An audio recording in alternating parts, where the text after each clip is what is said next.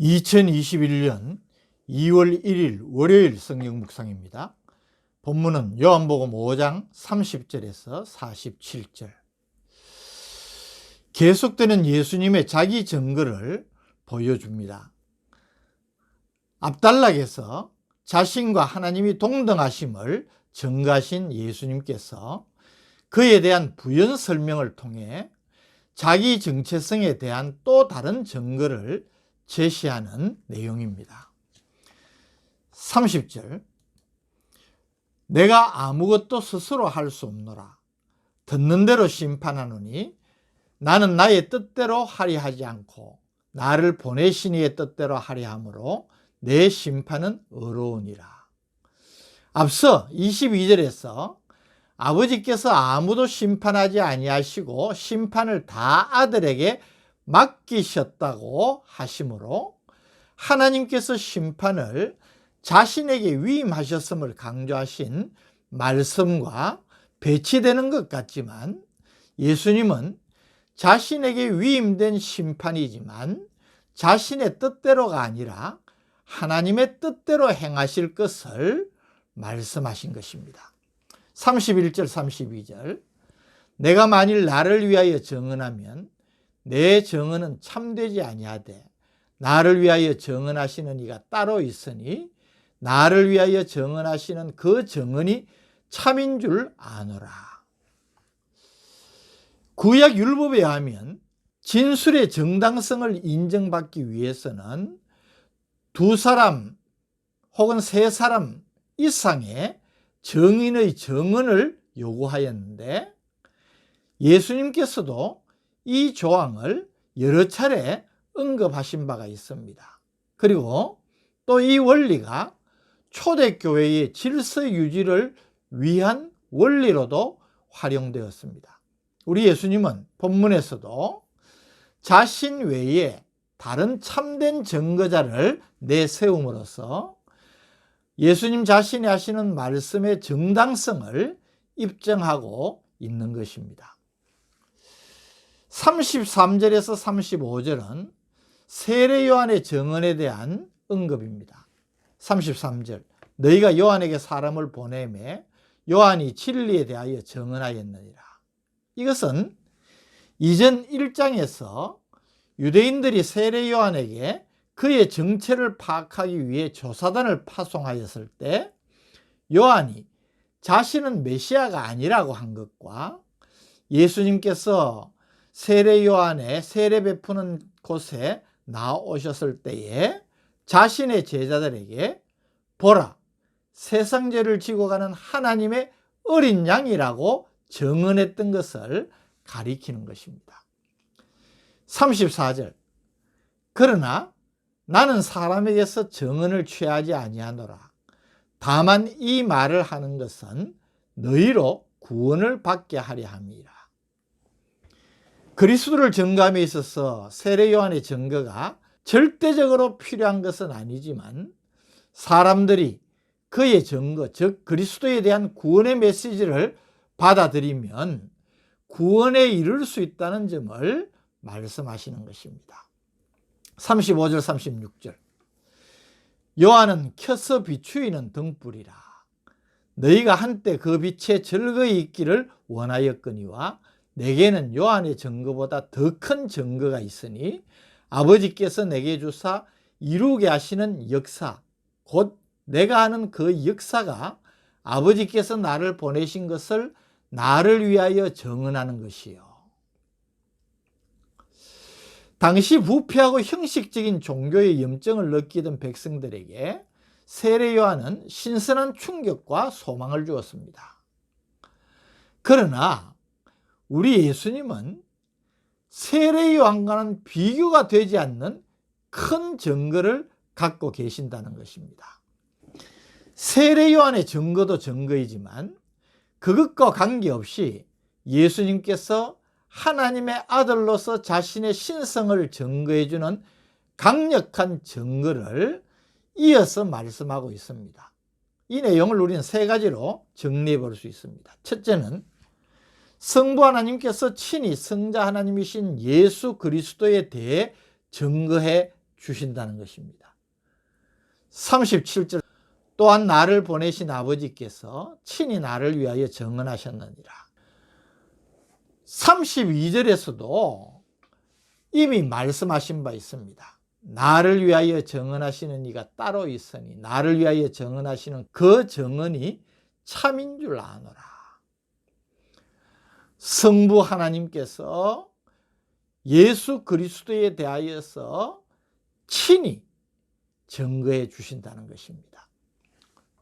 둘째는 예수님의 사역, 즉 예수님께서 삶으로 보여주시는 모든 것이 그분이 하나님께서 보내신 자, 즉 메시아이심을 보여주는 분명한 증거라는 말입니다. 36절 내게는 요한의 증거보다 더 큰 증거가 있으니 아버지께서 내게 주사 이루게 하시는 역사, 곧 내가 하는 그 역사가 아버지께서 나를 보내신 것을 나를 위하여 증언하는 것이요.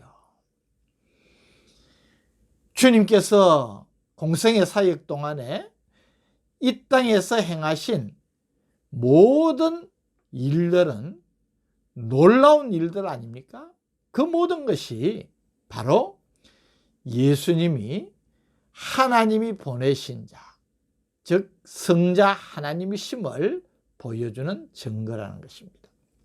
세 번째는 성경 말씀 자체가 바로 예수님을 증거한다는 것입니다. 39절 40절 너희가 성경에서 영생을 얻는 줄 생각하고 성경을 연구하거니와 이 성경이 곧 내게 대하여 증언하는 것이니라. 그러나 내가 영생을 얻기 위하여 내게 오기를 원하지 아니하는도다. 성경 말씀 자체가 우리에게 영생을 주는 진리이고 그 말씀이 곧 예수님에 대하여서 증언하는 것이지만 그러나 유대인들이 그 말씀을 들으려고 예수님께 나오기를 원치 아니함을 지적하시고 있는 것입니다. 41절에서 47절에는 이런 분명한 증거가 있음에도 예수님을 그리스도로 영접하지 않는 유대인들의 그릇된 신앙을 재차 지적하여 책망하십니다. 41절에서 43절 나는 사람에게서 영광을 취하지 아니하노라. 다만 하나님을 사랑하는 것이 너희 속에 없음을 알았노라. 나는 내 아버지의 이름으로 왔음에 너희가 영접하지 아니하나 만일 다른 사람이 자기 이름으로 오면 영접하리라. 44절 너희가 서로 영광을 취하고 유일하신 하나님께로부터 오는 영광은 구하지 아니하니 어찌 나를 믿을 수 있느냐.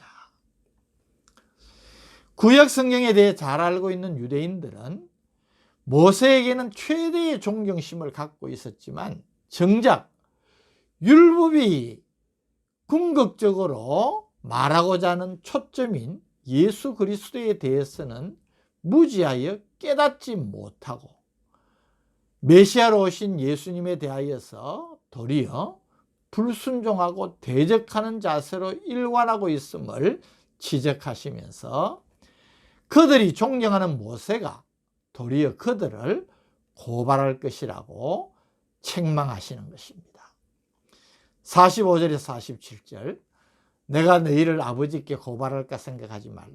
너희를 고발하는 이가 있으니 곧 너희가 바라는 자 모세니라. 모세를 믿었더라면 또 나를 믿었으리니 이는 그가 내게 대하여 기록하였습니다. 그러나 그의 글도 믿지 아니하거든 어찌 내 말을 믿겠느냐 하시니라.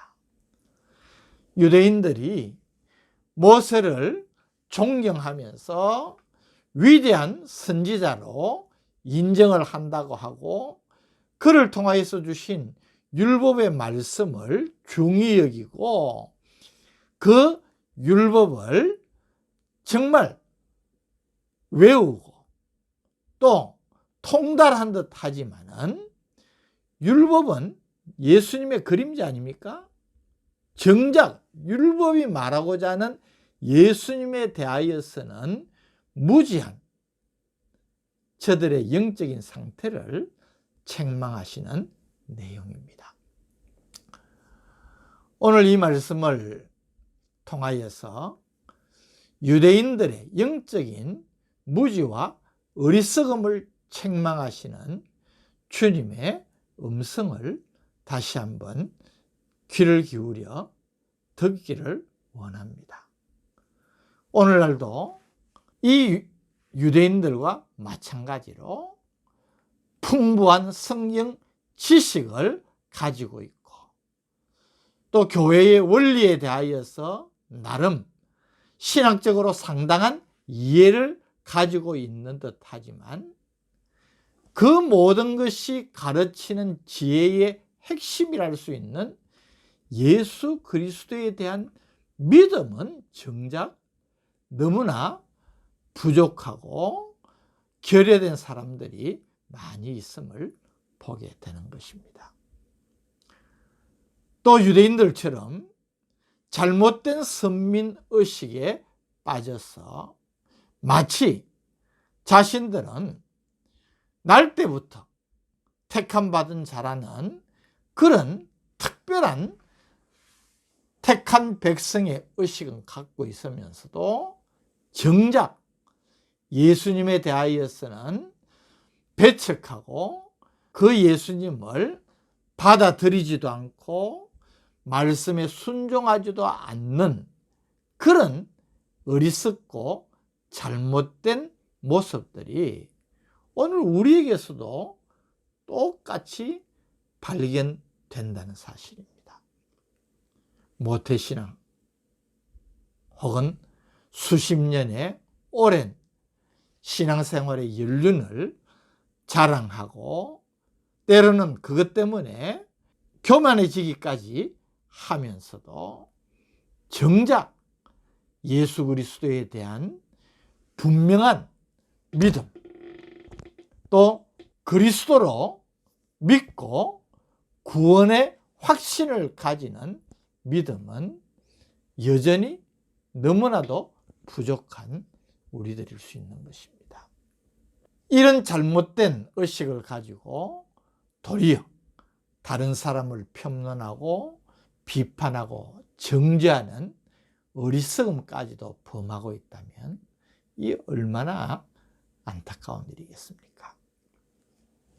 오늘 우리의 믿음을 다시 한번 점검을 하고 겸손하게 온전히 주님을 인정하고 주님의 은혜를 받아들여서 그 구원의 확신을 가지고 감사하며 신앙생활하는 복된 성도들이 되시기를 주님의 이름으로 축복합니다.